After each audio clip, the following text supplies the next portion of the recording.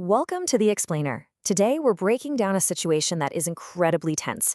We're talking about Iran, a nation caught in what you could call a perfect storm.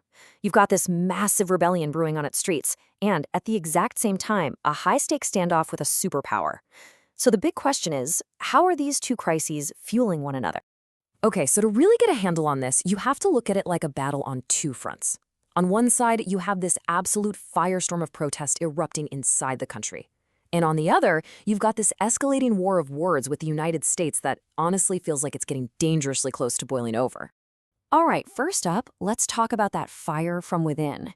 These protests, they didn't just pop up out of nowhere, but what's really stunning here is just how fast they've spread across the entire country and the sheer intensity they've reached.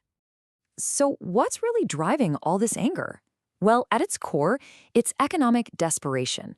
I mean, the national currency, the rial, has pretty much collapsed.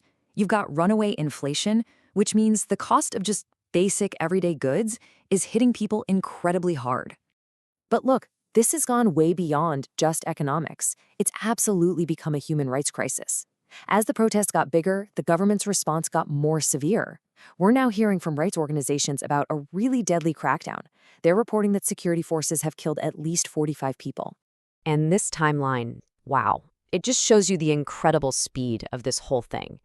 Think about it. It kicks off in December over economic problems. But by January 7th, you have what's being called the bloodiest day of the protests. And just one day later, a general strike basically shuts the country down. We're talking a matter of weeks for this to transform into a full-blown political movement. It's just explosive. And in response to the crackdowns, the protesters are doing some incredible acts of defiance. I mean, tearing down a statue of Qasem Soleimani, that is a huge deal. This was one of the most revered and frankly feared military commanders in the entire country. So that's a powerful statement. Of course, the state's response has been just as severe. They've shut down the internet to stop people from organizing, and there are even reports from activists that they're raiding hospitals to arrest wounded protesters. Just think about that. What's really interesting is that you're even starting to see cracks within the Iranian government itself. You have the president, Masoud Pezeshkian, publicly coming out and calling for security forces to show some restraint. That tells you the pressure is mounting on all sides. Okay, so while all of that is happening inside Iran, let's pivot to the external front because things are heating up there too. As the protests were raging, the war of words between Washington and Tehran was hitting a fever pitch. And right here, then President Trump draws a direct line in the sand.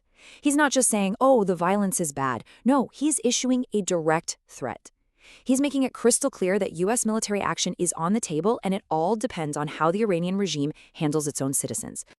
But, you know, this didn't just come out of the blue. Just 2 days before Trump's statement, Iran's own defense council issued this really stark warning.